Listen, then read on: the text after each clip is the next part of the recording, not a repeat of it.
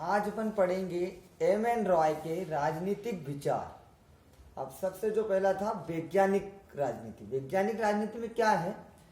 M N Roy का राजनीतिक दर्शन पूर्णतः वैज्ञानिक चिंतन पर आधारित है।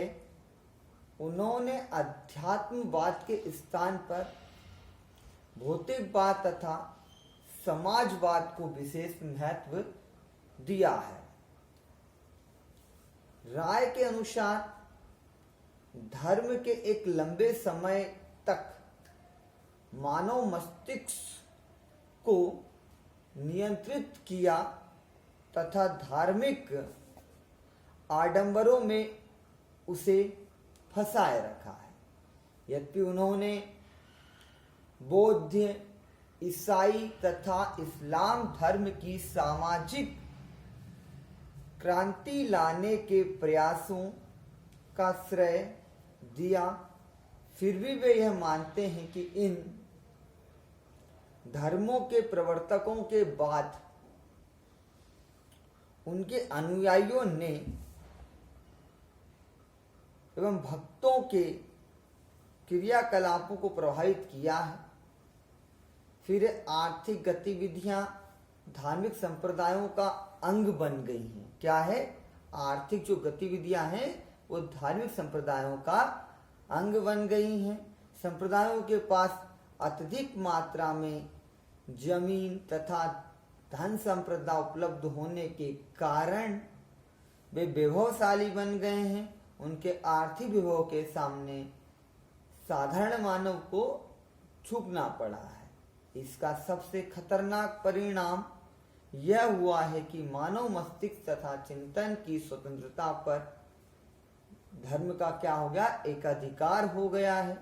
किंतु राय के अनुसार भौतिकवाद के बढ़ते हुए प्रभाव ने इस धार्मिक एकाधिकार को चुनौती दी है और उसे सीमित भी किया है।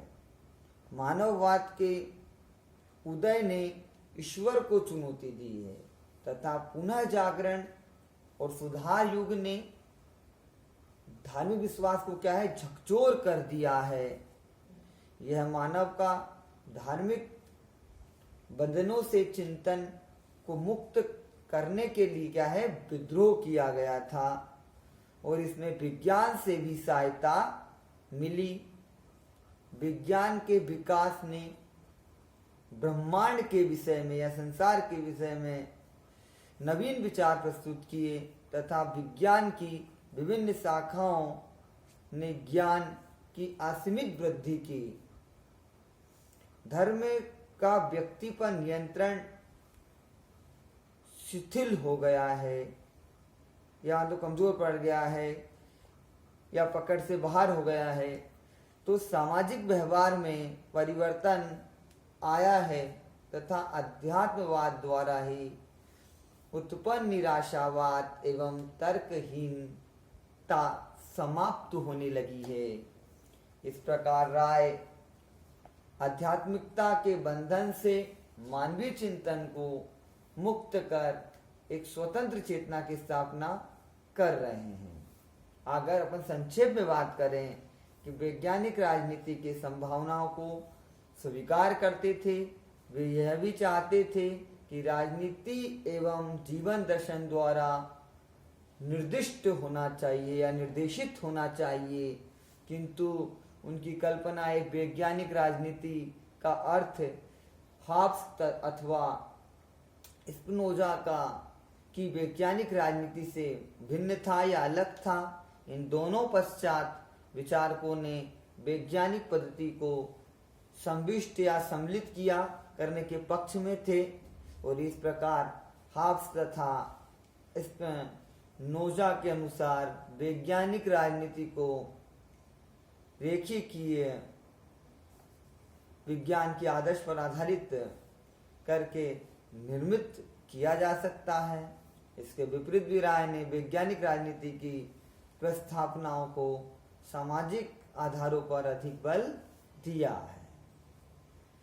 अब बात करते हैं इनका भौतिकवाद। अब भौतिकवाद एवं राय का क्या है? राय भौतिकवादी थे। उनकी दृष्टि में भौतिकवाद प्रकृति के यथार्थ ज्ञान का प्रतिनिधित्व करता है तथा प्रगति से मानव का तादात्म्य स्थापित करता है। उन्होंने दिद्रो के अनुसार शक्ति बंधन मुक्त है तथा व्यक्ति का अपने ही अस्तित्व की रक्षा की पूर्ण स्वतंत्रता है। व्यक्ति को अपने अस्तित्व की रक्षा करने के लिए पूर्ण स्वतंत्रता है। भौतिकवादी की मूल प्रस्तावनाओं का खंडन नहीं करते हैं। राय ने साइंस एंड फिलॉसफी की रचना की, जिसमें उन्होंने आइंस्टाइन और मैक्स प्लांक व अन्य भौतिक शास्त्रियों के निष्कार्यों की व्याख्या करने का भी प्रयत्न किया, किंतु भौतिकवादी होते हुए भी राय द्वंद्ववाद के आलोचक थे।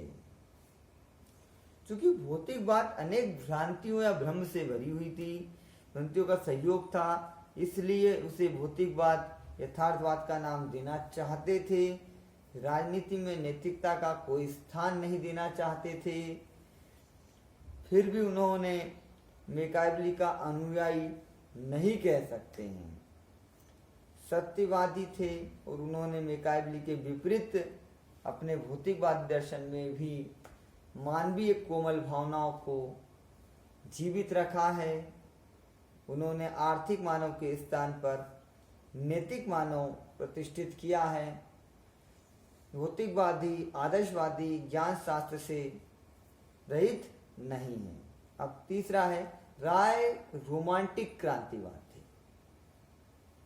ठीक है, इसमें क्या है, राय चिंतन के प्रारंभिक काल में एम.एन. राय का एक रोमांटिक क्रांतिकारी कहे जा सकते हैं। उन पर आनंद मठ और सांस्कृतिक राष्ट्रवाद का विशेष प्रभाव पड़ा तथा अन्य आतंकवादियों के सामने वे भी ये विश्वास करने लगे कि लोग आतंकवादी उपायों से अंग्रेजों को भारतीयों के हाथों में सत्ता सौंपने के लिए बाध्य किया जा सकता है। थोड़े से उत्कृष्ट साहसी या क्रांतिकारी शास्त्रियों के बल पर ऐसी परिस्थितियां पैदा कर सकते हैं ब्रिटिश सत्ता को उखाड़ फेंक सकें।